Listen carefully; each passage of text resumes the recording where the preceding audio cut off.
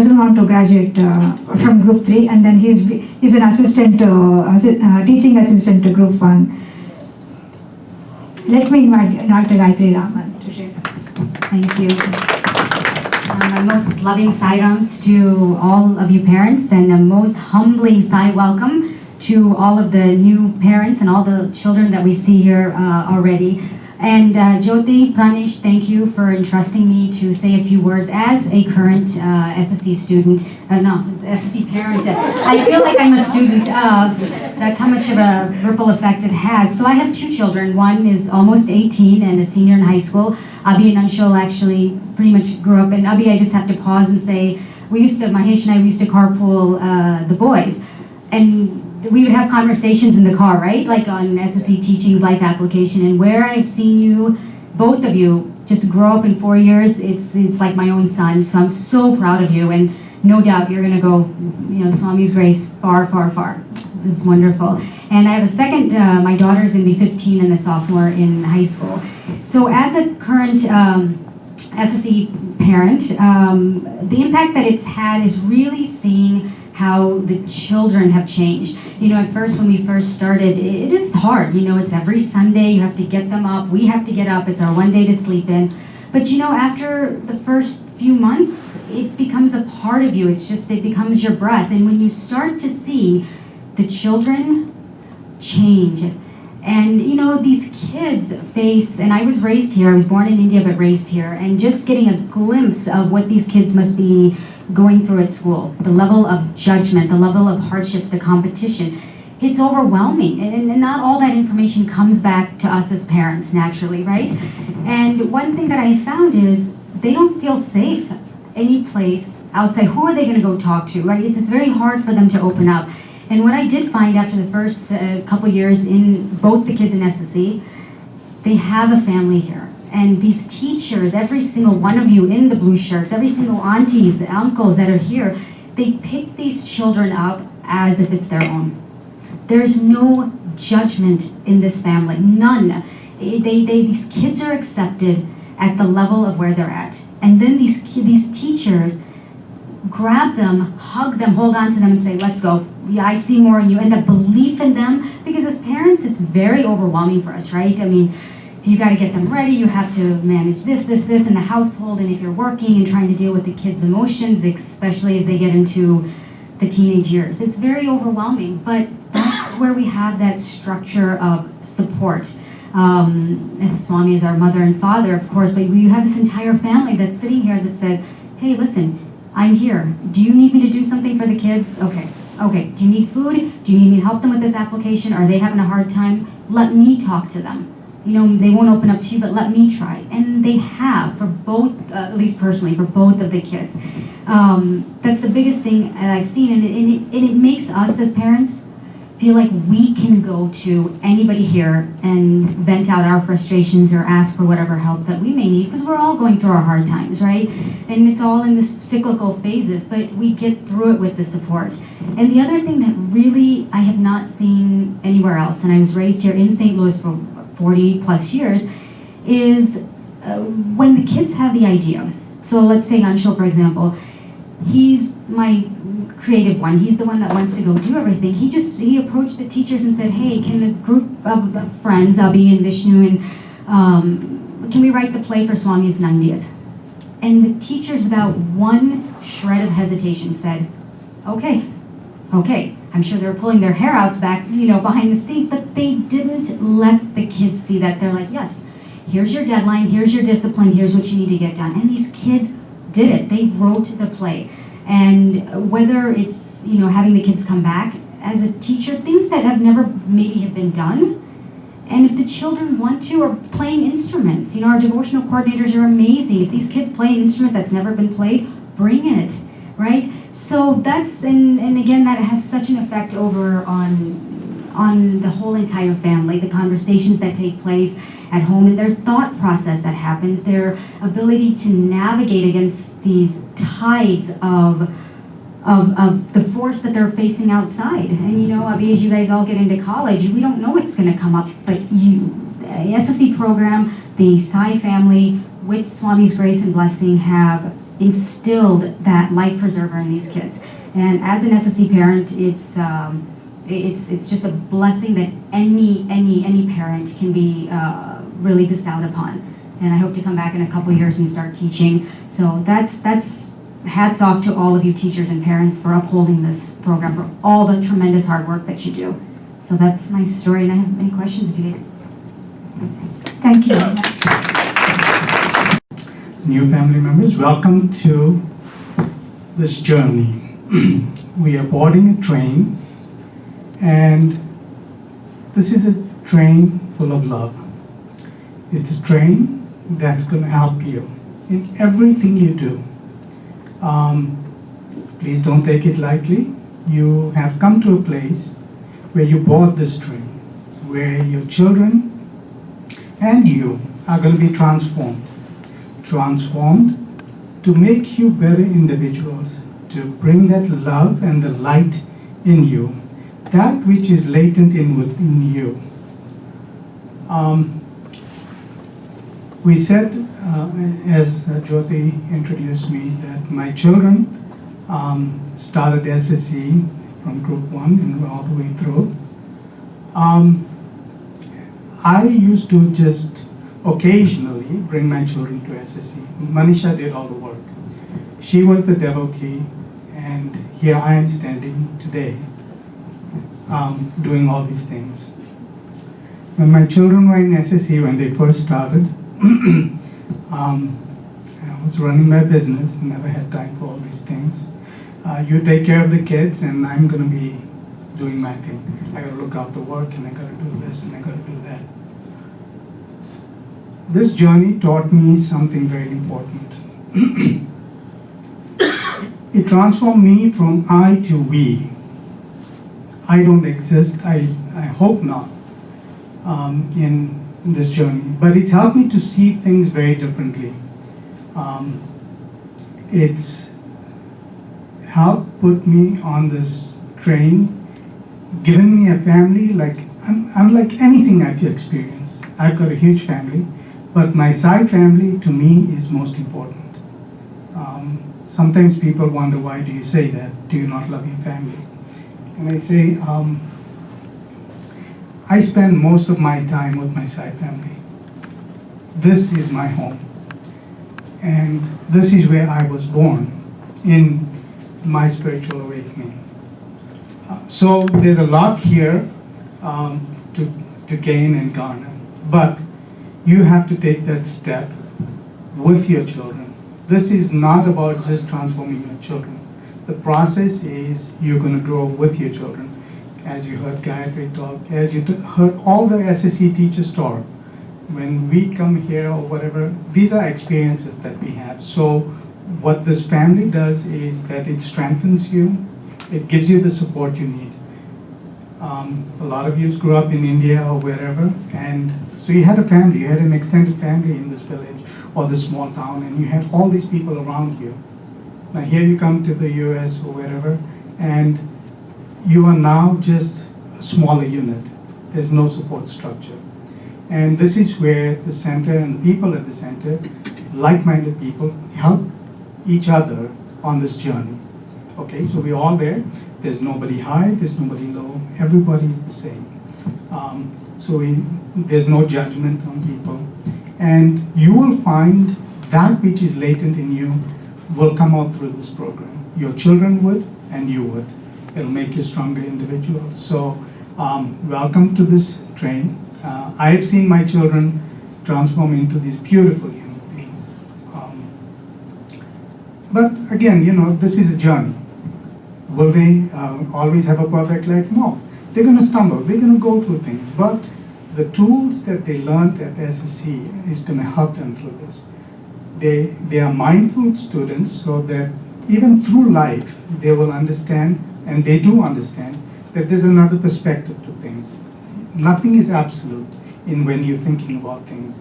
So if Abhi is saying something and I disagree with him, it gives me the tools, or the children, the tools to understand that you have a view, I have a view. Somewhere along the line we're going to meet.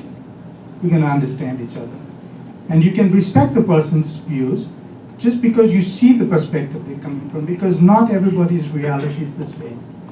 So when we have and another person doesn't have or whatever, and they think certain ways, their environment and their process around them changes, right? Because their environment determines who they are, and we can help change that. So if we both understand, we both will learn from this process. So welcome to this journey and enjoy it. I know that 100% you have made the right choice, and thank you for joining us. A different perspective because they have already, we have current SSE parent going through that, and then ex-SSE parent have gone through that. How did SSE discipline help you while you were SSE parents, Anilji? At first, it didn't affect me at all, because I had to just drop the children, you take care of my kids, and I'm gone. I think when my son Keelan, who was in his last year, I started teaching in the last year of his SSE, and I thought I was doing the teaching. So I was totally undisciplined in this whole process, but it only came at the end. When Keelan was leaving SSE in the last year, and I was teaching, and I thought I was teaching. I came here to teach. And Keelan and his friend Anshu were in the car, and so I asked them, well, what do you think of? So they said, both of them said, can you stop talking in class? I'm wondering what these guys trying to tell me. So they said, this is about us talking. Okay. And that was my first lesson, my first day of SSE teacher. So the idea is we want to hear what the children have to say, what the children are experiencing, because what they experience is going to help them. So disciplined, I wasn't through my SSEs. Everything belongs to my wife. What the children and the life application and everything else Manisha did, I was just a witness to this. Gayatri, you want to add anything? Funny story. So Indrani came over. So my husband, it was the exact same situation. So I'm the one who always brings the kids. And so I had my daughter last year of SSE, right? So Indrani came over for a home visit. And he's like, okay, what kind of things do you want to volunteer? I'm like, whatever you guys need, right? I'm always like, whatever. And my husband, okay, says, oh yeah, put me down for anything. I'll volunteer, I'll help out. So it's the same thing. So all you people, all you tech people, I'm just saying, like if you need it for transportation and things, okay, so you gotta volunteer. So that's the transformation that takes place. I have it written down. You have it written down. It was awesome. Thank you. It's for everybody, all the husband and wife. Yeah. All dads and moms, yeah. The next question is, did you face challenges with students, with your children, not wanting to come to SSE? What motivations did you use? I don't think my children fought coming to SSE. It was something they did. I don't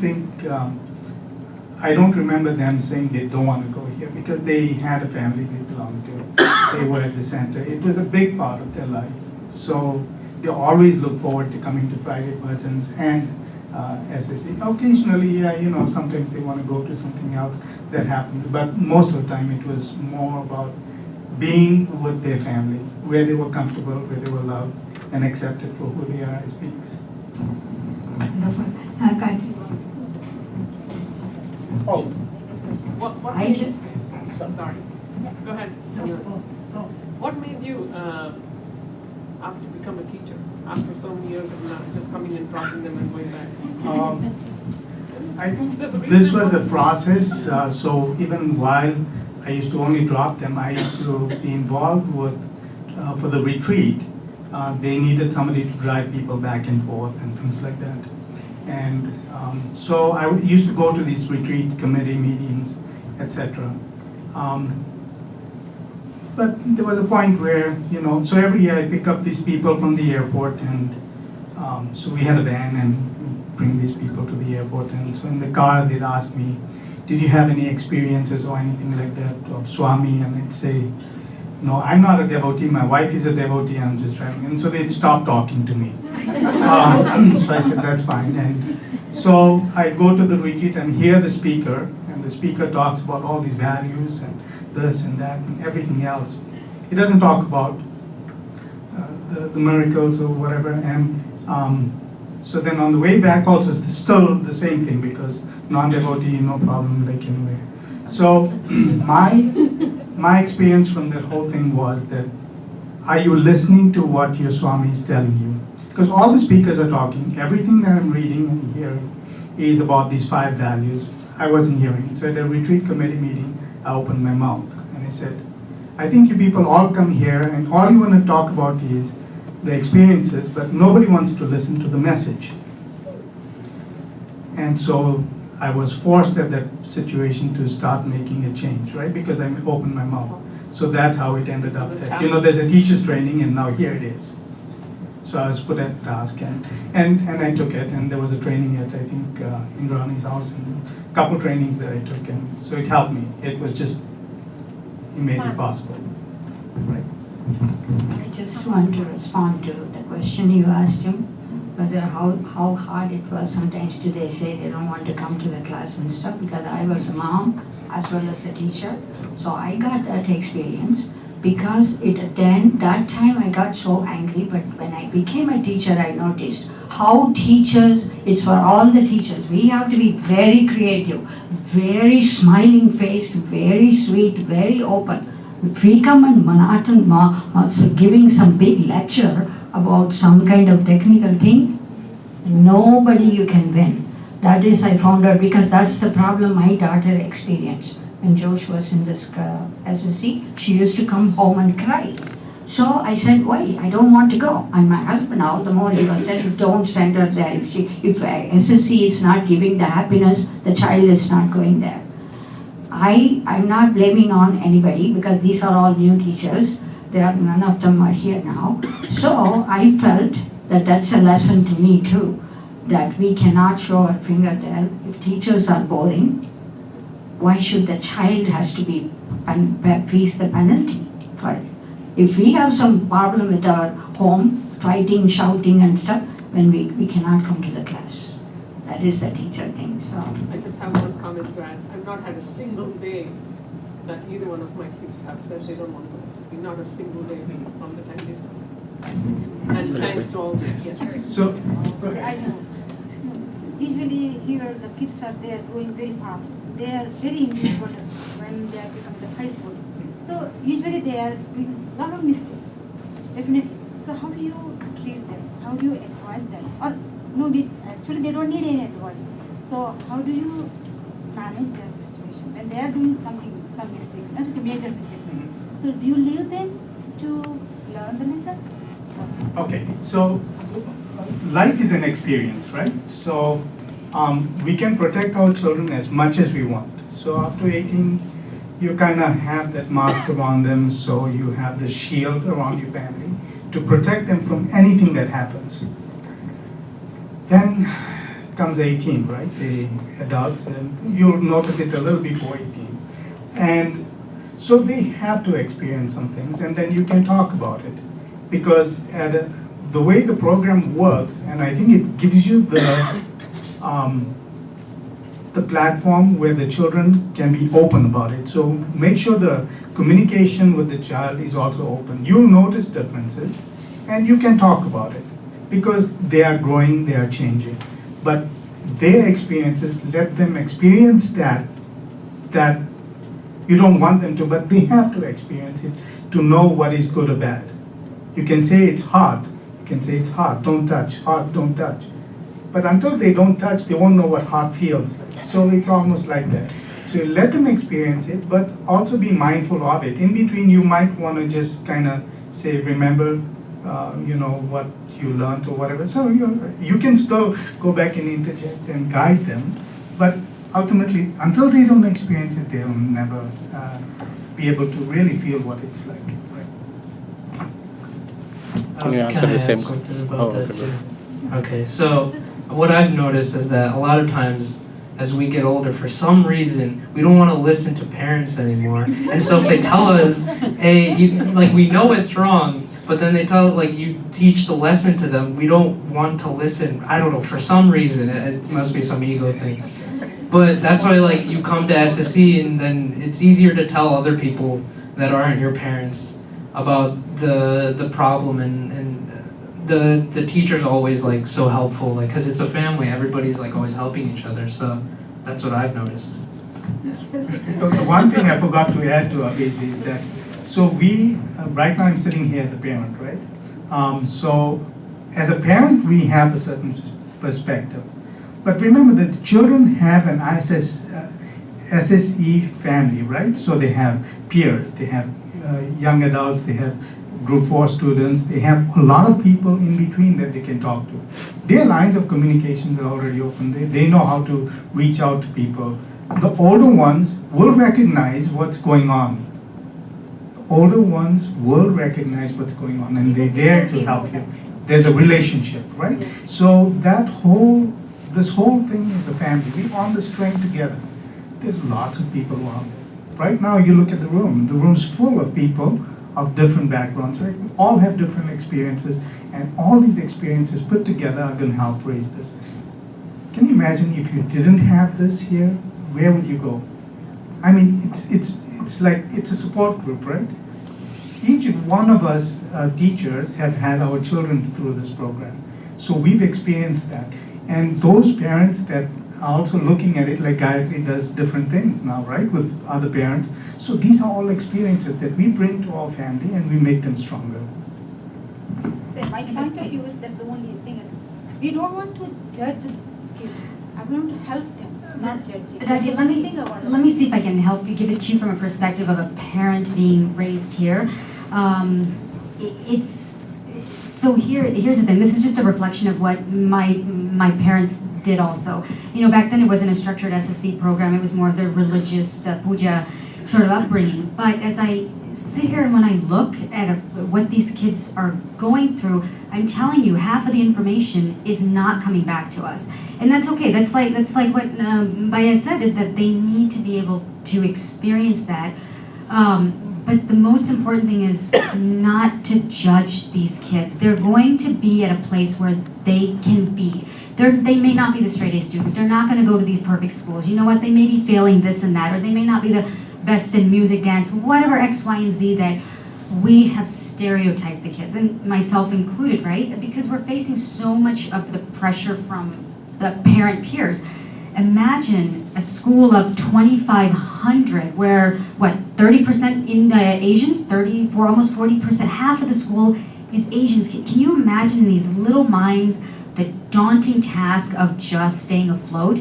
So they come home to a friend, and so it's not going to be about the grades. I promise you, okay, I did not do well in high school. I did not do well on my ACTs. But I got into med school. Why? Because I was instilled with self-confidence. That's one and only reason I'm here where I'm here, not my grades. So with these kids, and that's why it's so beautiful what we have here, is because if they can't come to us, they have every single one of you to come to without judgment. So I don't know if that helps, but it's so hard. I actually want to answer this question. So, I want the mic for this one. So, you know, what I used to say to group 3, my older sets of group 3 kids is, you know, there's only so much you're going to have your parents, and there's only so much you're going to have your SSE teachers. And beyond a certain point, when you don't have that safety net, you only have yourself and your own conscience and your own voice within. And every situation that you're in, whether you are this big or whether you are 80 years old, you are self-managing, whether you realize it or not. And in a sense, we're doing the kids a disservice by constantly creating the safety net, because we're not doing them any favors or helping them beyond a certain point. So they have to learn how to self-manage. And the time to do it, so they're 18 and they're going off to college, you are answering to your own conscience within. Your own conscience will always, always, always, without fail, guide you to make the right decision that you're supposed to make. And so what I say to younger parents, and we've done this myself, is let your kids begin to have real world experiences when they are early teens and mid-teens, when you still have some sort of influence, physical influence over them. Don't protect them to the nth degree. I mean, I was married and I still was afraid of my parent. I'm actually still afraid of them, but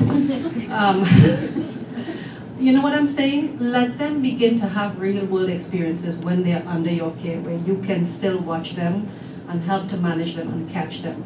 Because when they're 18 and they're gone off and they've been so sheltered and so protected, it is like putting them in a deep ocean if they cannot swim. So you're not doing them any favors if you are constantly protecting and keeping them and heralding and, right? Sheeping them from, you're not helping them. So let me give you a very tangible example. When our girls were like 15 or 16, Mitra and I said, you know, let's get them some credit cards. And it may seem like, why do you want to give 15-year-old kids a credit card? It's because when we can watch them and we tell them, okay, you can spend $100 a month, whatever it is, right? Suddenly when they go off and they're 18 years old and all these credit card companies are showing up at college and giving them credit cards that they can now legally apply for, and they think, oh my God, I can spend $2,500 a month, and they have no idea what they're doing. So by the time my kids got to college, a credit card was not a novel thing. It was a very routine thing for them to have it, and it wasn't a big thing, and they knew how to self-manage financially. So that's a tangible example of allowing them to experience the world with you as the safety net to some degree. Hopefully that helps.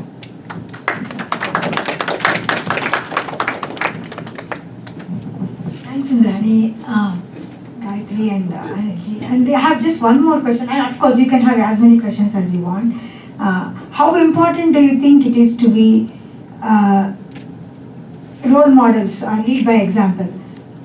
And another thing is, has there been a point when your children became your role models? Okay, this one I can vouch for, okay. I don't think I was a good role model throughout my children's SSE program. I think it was only after they got done with SSE that they became my role models into where I am today. They helped me in so many ways in who I am as a being. They question my decisions sometimes. I hate it because it just made me look bad. But yeah, I mean, they help guide you, okay? They come with a perspective, and especially an SSE student that has gone through the program, they have a perspective unlike anything else you've seen. It's not the obvious. It's a harder path. It's being true to yourself. It's being, you know, I think all the teachers said that. It's introspecting, okay? It's not just about the self, right? It's about your inner true self. Listen to that inner voice in everything you do. So yes, I can tell you that my children, and that's part of that life application we talk about, that you have those tools right now. It's available to you from now. I didn't take it, okay? It was there all the time. I chose not to do it. But if you get on this train earlier, I can tell you that you'll be much, much further than I am. I feel the best way that I can be a role model to not just only my kids, but any kids that parents entrust me with, by just being authentically vulnerable, which means, you know, I don't hide, I don't pretend that I have to do perfect, that I have to lead everything by example, because if I am not true within myself, if I can't get to that puja, or if I'm angry, if I'm upset, I let the kids see the emotions. I'm very open with what's stressing me out. And then we just kind of come back. I go to them, I'll apologize or I'll talk about it. I'm like, guys, how should I approach that? You know, I'm stuck. And I feel that has given them a safe place to say, I don't need to be perfect in this imperfect world, because that's never attainable. So they know I don't make, you know, I keep coming back to grades because that's kind of what's instilled in my head, but I don't have the kids get perfect grades. I don't care.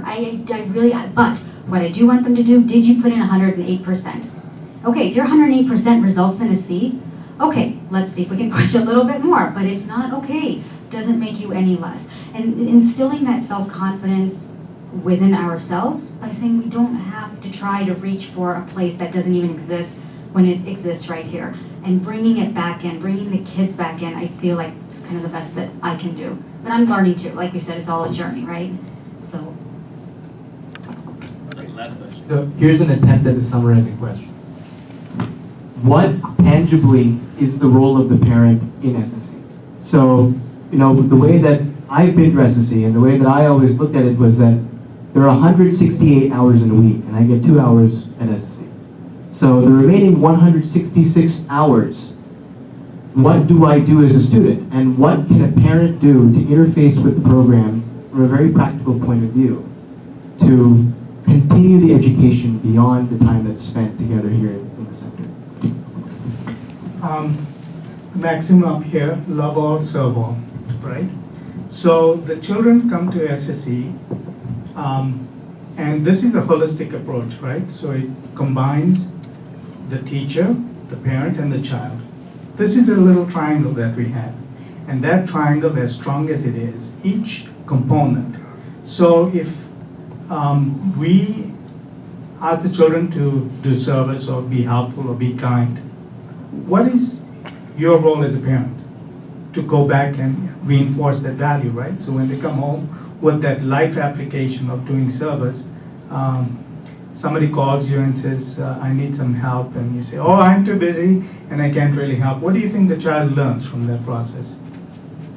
Is it love all, serve all?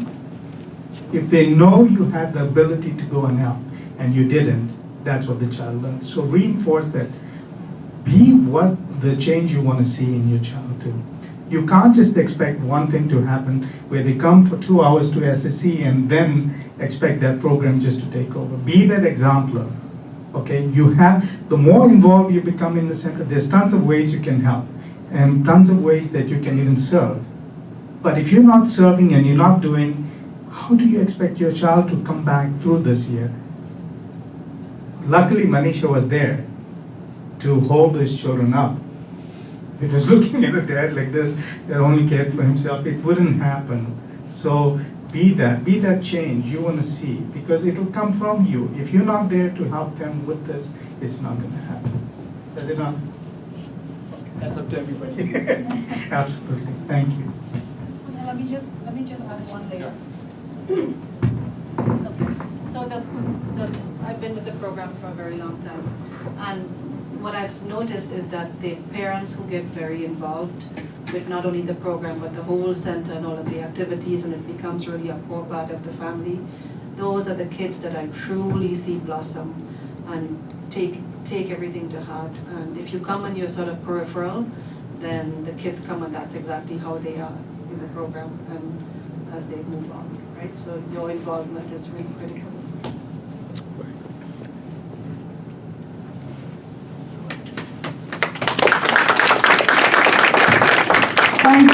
Thank you. Thanks, Gayatri.